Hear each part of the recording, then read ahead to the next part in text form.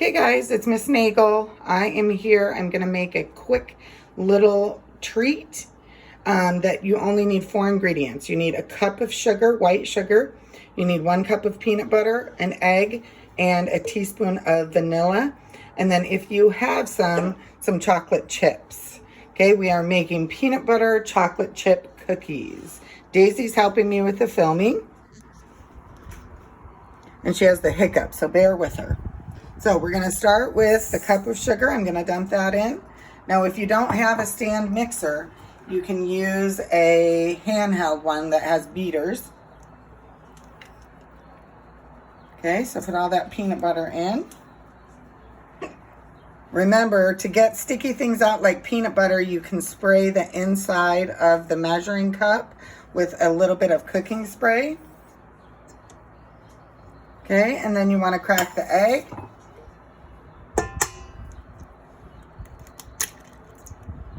And the teaspoon of vanilla. If you don't have measuring spoons, here's a trick. The cap is almost a teaspoon. So you're going to put in 1 teaspoon of vanilla. You're going to mix that all together till it becomes a dough.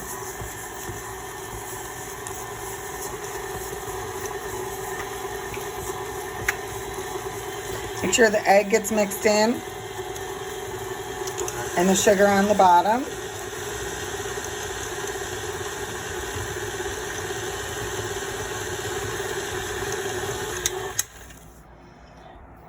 Okay, you're going to scrape the sides of the bowl and the batter, and you're going to put it in the fridge to chill for an hour.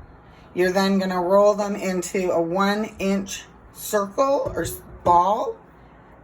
Press it down in the middle with a fork, and you're going to bake in a 350 degree oven for 8 minutes.